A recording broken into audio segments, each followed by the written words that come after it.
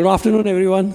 At the outset, let me thank the organizers of the meet, the IFA Galaxy, Mr. Narayan. Thank you for inviting me to share my thoughts. So Mr. Narayan had requested me to share something on the future outlook of the industry. But before I go to the future outlook, I would like to quickly take the opportunity to share something about FIFA. I don't know how many of the members here are FIFA members. And especially for those who are not FIFA members, I thought it would be an opportunity for me to share, something on the role of FIFA. Basically, we are trying to create a common voice of all the MFDs and to introduce best practices and bring excellence in service that we provide to investors. This is a representation of the current membership of FIFA. We have now more than 3,500 members spread across 354 cities. And in aggregate, the members manage an AUM of more than 3.1 lakh crores. The membership has been growing quite rapidly, if you see over here, from a very small number of 200 in March 13, we have grown to 3,500. And interestingly, this is something which I feel very proud that as a community, the FIFA members in aggregate manage assets more than what the two biggest banks in India manage mutual fund assets. And to my surprise this year, I also realized that these 3,500 members in aggregate manage more assets than the two largest national distributors, NJ and Prudent. And I think the work that FIFA has been doing on the regulatory front over the last 12 years, a lot of effort has gone, and I think all the efforts of all the people who contributed in this has led to the recognition, in a way, I would say, that SEBI this year, in the beginning of the year, inducted a representation on the Mutual Fund Advisory Committee from FIFA. They have asked me, as chairman of FIFA, to be part of that community, and I have been told specifically that we, as mutual fund distributors, are doing a good work, and they would like to hear from us whatever feedback or suggestions that we would want to give. And recently, the ED, Mr. Manoj Kumar, was there at FIFA's conference. He also reiterated that. He reiterated that the MFD community is doing good work. And I would urge all of you that we now have a forum where the ED himself has told me that you can be proactive in terms of bringing issues to the Mutual Fund Advisory Committee. So I would urge all of you that in case you feel there are any pressing issues which need to be taken to the regulator, we are there to take it, to SEBI. I would touch little, before I get into the outlook, I would just touch some thoughts I have on how the industry has grown. In the recent AGM of FIFA, I mentioned that the last 20 years has seen a 20% growth in the mutual fund assets. But I would like to do a little deep down into the last 4 years. Just before the pandemic, December 19, we were at around 25 trillion or 25 lakh crores. And in the last 4 years, the AUM has doubled. We are more than 50 trillion.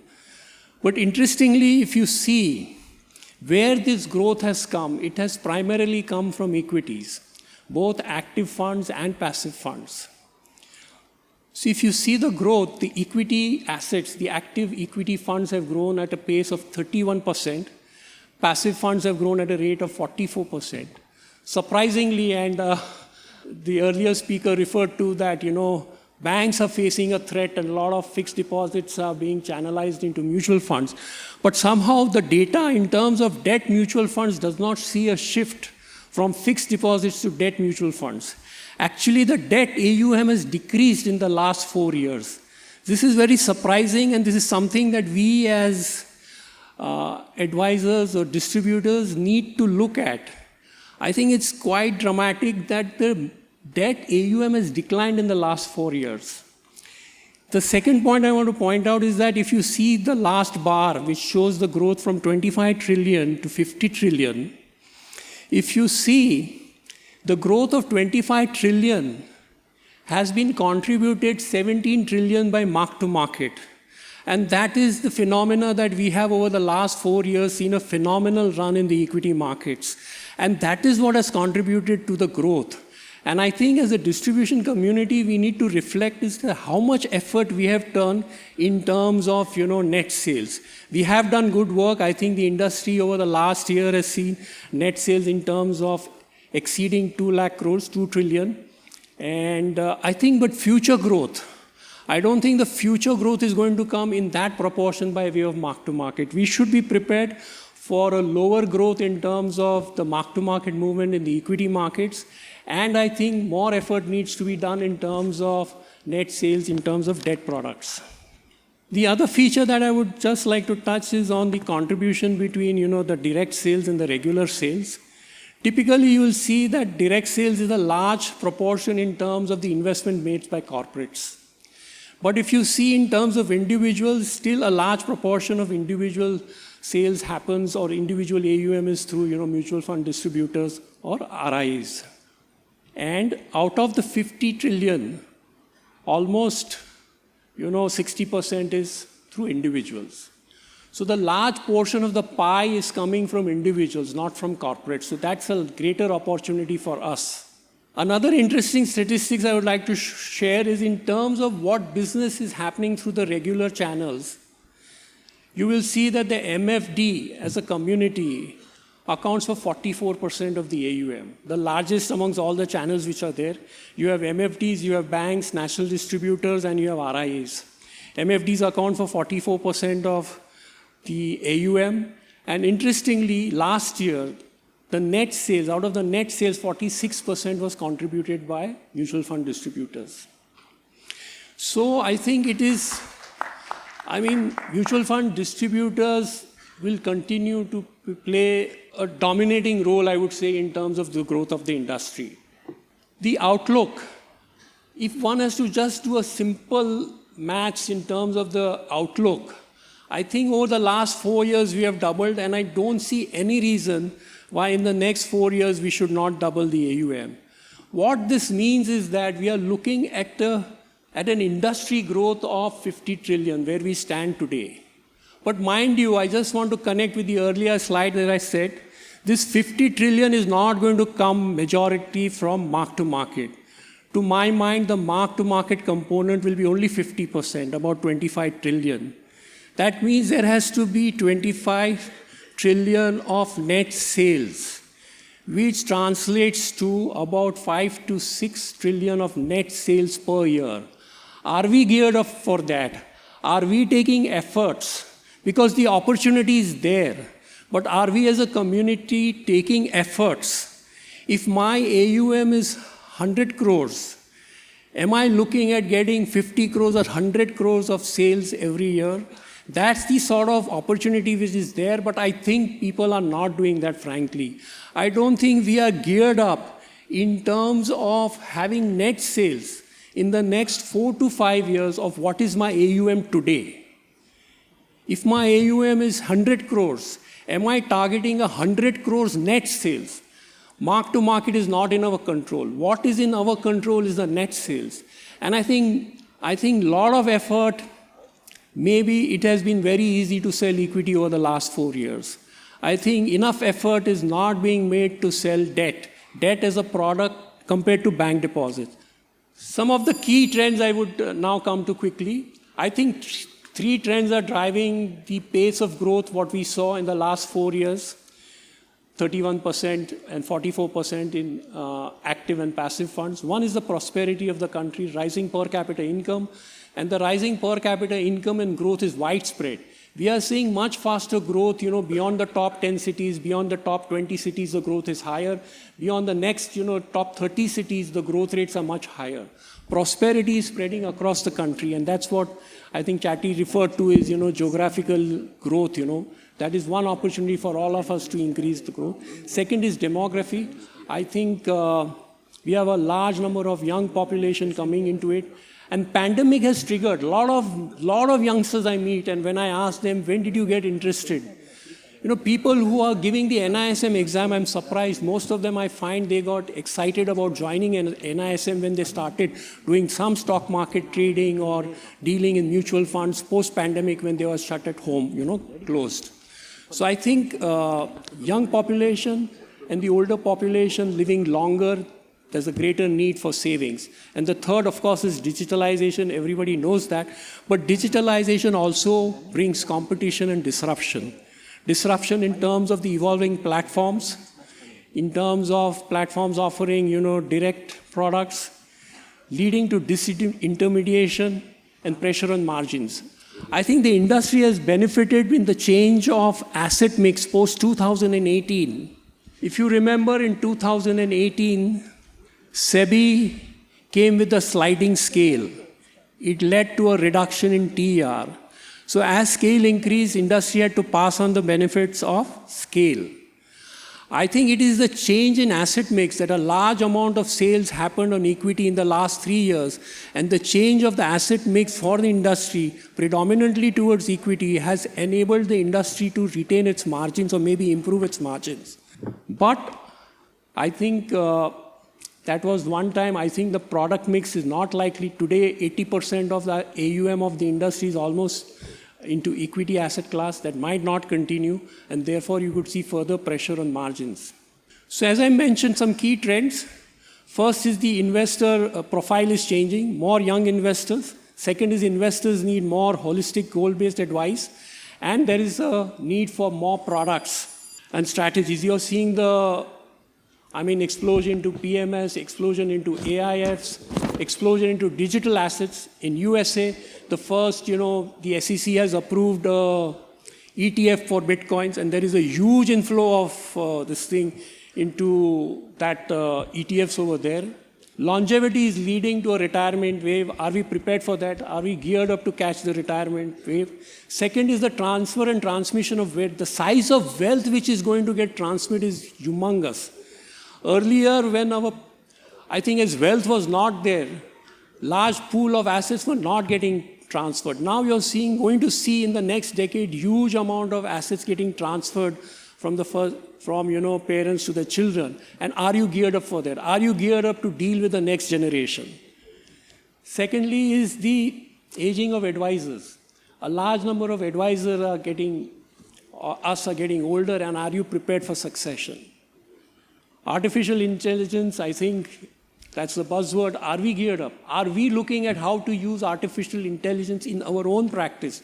How can we use it to improve the experience for the customer? It is also having an impact on the way money is going to be managed. I think the amount of science is increasing in terms of the artificial intelligence and what role quants will play in terms of managing money. I think one of the sharpest rise, I think you're having a speaker from quant, who using maybe liquidity and momentum as a strategy for investing. So I think these things like analytics, big data, I think alluded to. Are we looking at analytics and big data in understanding our own customer profile will be very important. And I think the product innovation is going to increase. You have digital assets and Bitcoin as one, this thing. I was a complete non-believer in Bitcoins. It's only recently when I'm starting reading and that SEC has approved Bitcoin as a product, I think we need to know more about it. We just can't, shove it aside. The customers are going to need more and more new products as size of wealth increases. And lastly, I think as the size of the industry is 50 trillion and it goes to 100 trillion, we have to become more responsible. We have to be more responsible for the growth that is taking place. We should not wait for regulator to bring new regulations. At the same time, we have to be prepared that more and more regulations are coming because the size of the industry is becoming larger and larger. I'm not sure, but soon mutual fund industry will be managing more money than the whole insurance industry put together. Correct? So along with that, I think the importance of risk management and compliance. I think as individual MFDs, compliance was never really, we thought of it as a function. We thought we are doing good for the client. We need not be bothered. And I think it is very important. I think IFA Galaxy, the terminology IFA, we are all used to calling it, independent financial advisors. And we in FIFA had the name Foundation of Independent Financial Advisors. But with the regulations coming, a small thing, restriction on the use of nomenclature, we have changed the organization's name from foundation of independent financial advisors to foundation of independent financial associates. And maybe we need to start calling ourselves as, independent financial associates. I think it's a small change, but it's a signal. It's a signal that, you are recognizing whatever is the regulations, whether you believe right or wrong. And, be proactive.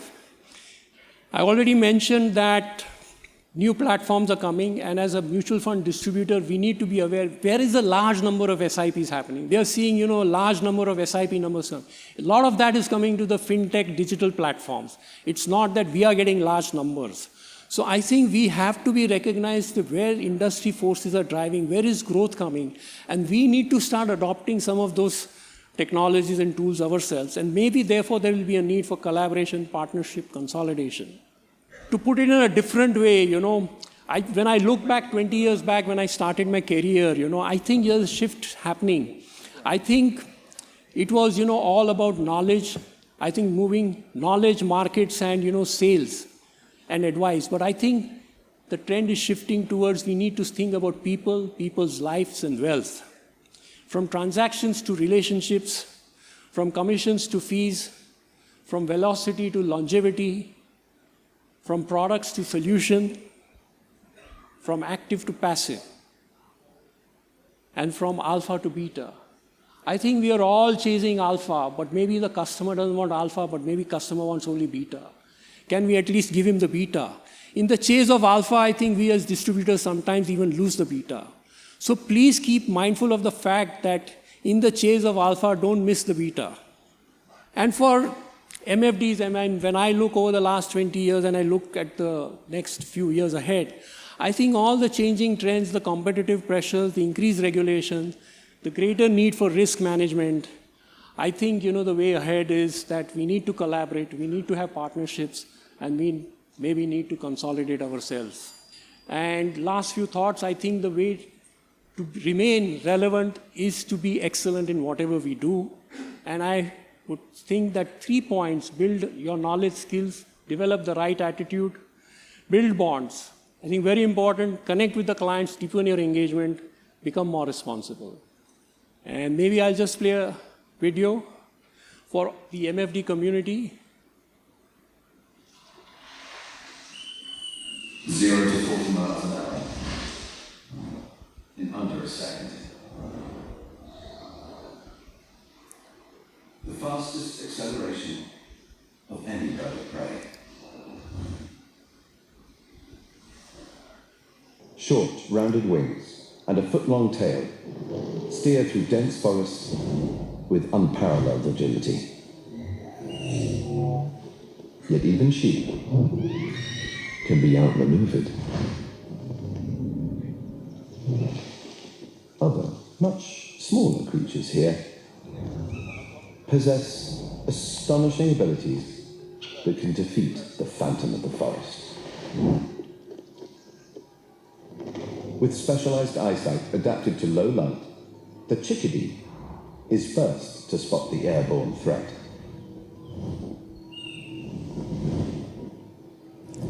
And first to raise the alarm. A coded message, broadcasting the hawk's position and speed. Squirrels not only recognize the chickadee's call, they've learned to mimic it, almost perfectly. In seconds, the warning is retweeted from one animal to another. It relays through the forest at over 100 miles per hour. More than twice as fast as the hawk.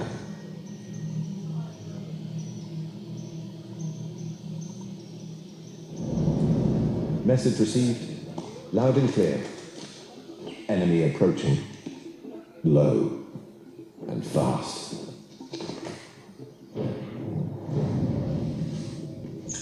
When the little guys look out for each other, it keeps them one step ahead.